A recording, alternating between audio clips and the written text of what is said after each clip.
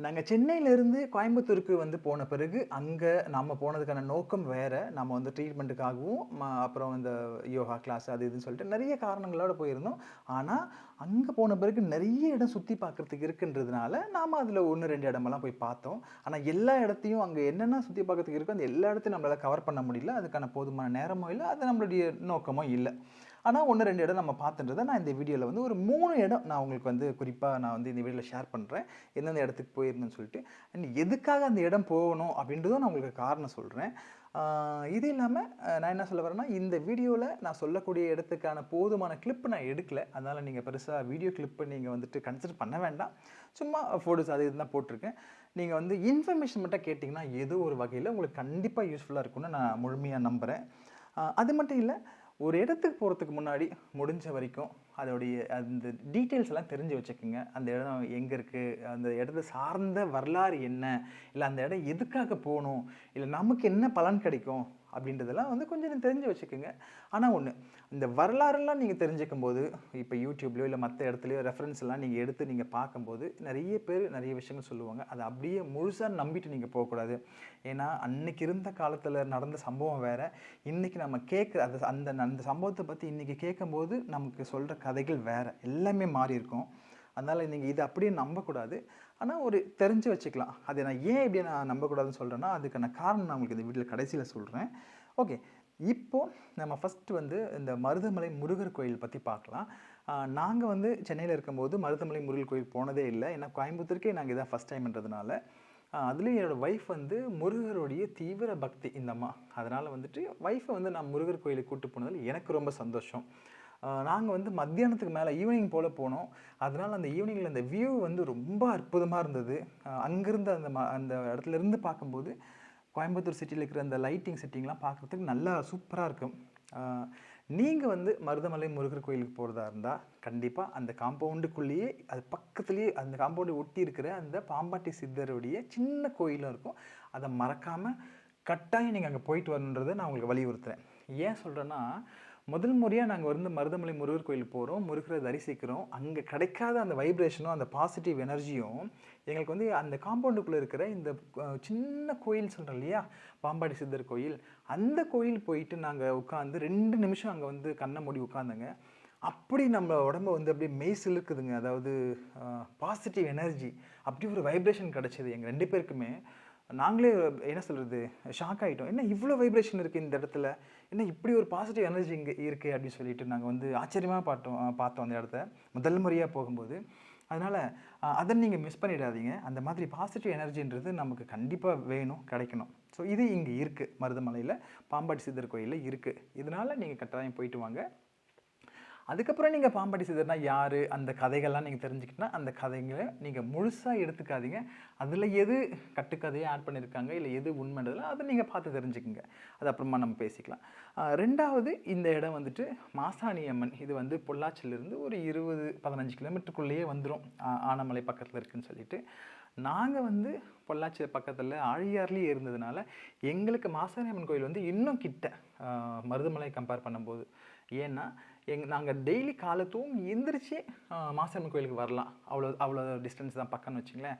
எங்கள இந்த இடத்துல இப்படி ஒரு கோயில் இருக்கு, இங்க போணும்னு சொல்லிட்டு எங்களுக்கு பக்கத்துல இருக்கிற அந்த நம்ம மகேஷ் அக்கா சொன்னேன் இல்லையா? ஃபர்ஸ்ட் டைம் நம்ம இங்க வந்த பிறகு நமக்கு கிடைச்ச முதல் சொந்தம்னு சொல்லிட்டு, அவங்க தான் எங்கள கூட்டு போனாங்க. வாங்க கோயிலுக்கு போலாம்னு சொல்லிட்டு. ஏன்னா அவங்ககிட்ட நம்ம எல்லா விஷயமும் சொல்லியிருந்தோம்.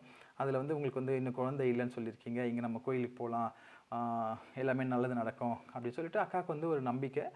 பாசமும் கூட. அதனால அவங்க கூட்டு போனாங்க. நம்ம மேல இருக்கிற அந்த அன்புல. இதுக்கு பின்னாடி நெறைய வரலாறு இருக்கு. மாசாணி அம்மன் கோயில் பின்னாடி. அத எல்லாருமே அங்க முழுமையா நம்புறாங்க. ஆனா வரலாறே நெறைய மாறி இருக்கு. நெறைய பேர் நெறைய விதமா சொல்றாங்க. அங்க நன்னன் சொல்லிட்டு ஒரு அரசர் அந்த ஆனமலைய அவரு தான் ஆட்சி பண்ணிட்டு இருந்தாரு. அங்க அவருடைய ஆட்சியில ஒரு படத்தளபதியுடைய மகள் சைனி, மருமகன் மகிழன். இவங்க அந்த ஆழியார சேர்ந்தவங்க. அந்த அந்த பொண்ணு அதாவது சைனின்றவங்க இங்கேருந்து வேறு ஒரு இடத்துக்கு கல்யாணம் பண்ணி குடுத்தாங்க.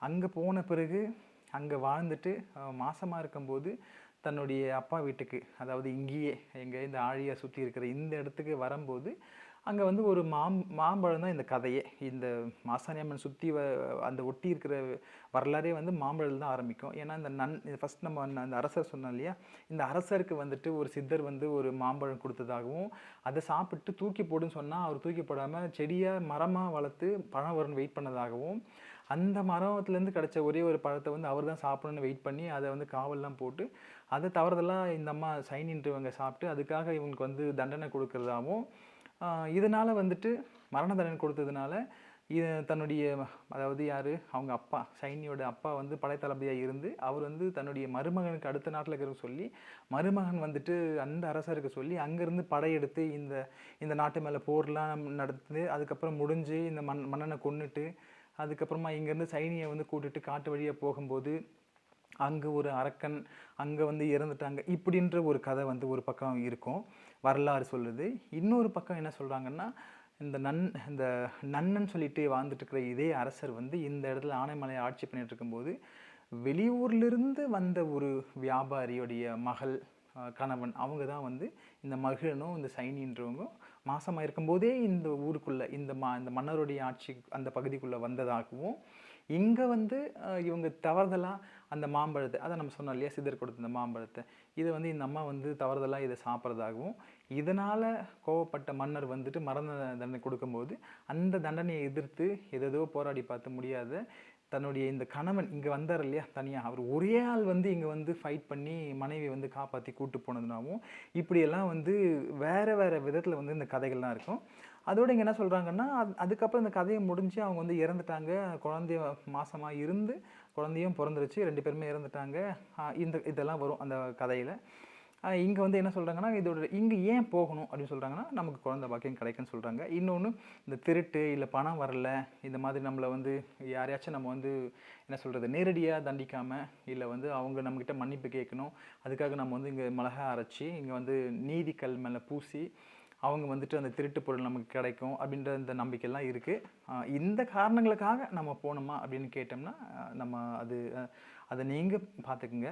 முழுமையாக நீங்கள் இதை இப்படி தான் ஏன்னா கதையை வரலாறு 2-3 விதமாக இருக்குது, அதில் எது உண்மைன்னு தெரியாது. ஆனால் இந்த கோயிலில் வந்து ஆனால் ஒரு விஷயம் தெரிஞ்சுக்கலாம், இங்கே வந்து மாசமாக இருக்கிற ஒரு அம்மா ஏற்கனவே இப்படின்னா நீங்கள் எடுத்துக்கலாம், மாசமாக இருந்தவங்க ஏற்கனவே இறந்துருக்காங்க, அங்கே தான் இந்த வழிபாடு அதனால் இந்த வழிபாடு நடக்குது, அவங்களுடைய ஆற்றலோ இல்லை அவங்களுடைய ஆசீர்வாதமோ கண்டிப்பாக கிடைக்கும். அந்த காரணத்துக்காக நம்ம கண்டிப்பாக போகலாம்.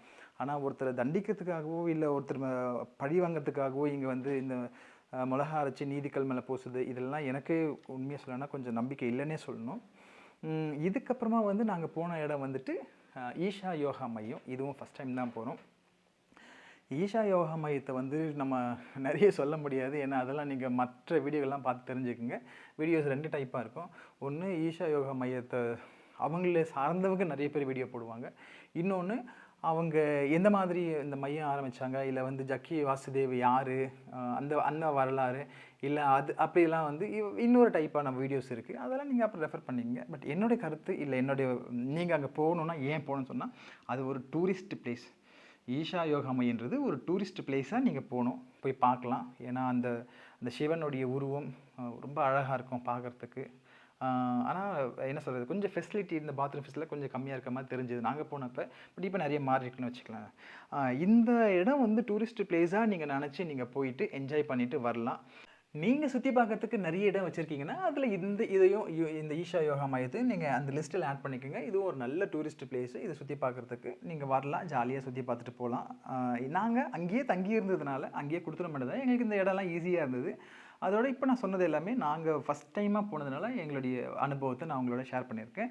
இந்த 3 இடத்துக்கும் நீங்கள் போயிருந்தீங்கன்னா உங்களுடைய கருத்து இல்லை நீங்கள் இது எப்படி பார்த்தீங்க, இது உங்களுக்கு எப்படி ஃபீல் கிடச்சிது அப்படின்றத உங்களுடைய கருத்தை வந்து மறக்காமல் கமெண்டில் சொல்லுங்கள்.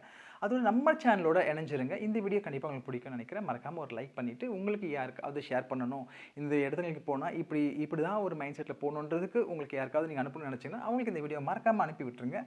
அடுத்த வீடியோவில் பார்க்கலாம். தேங்க்யூ.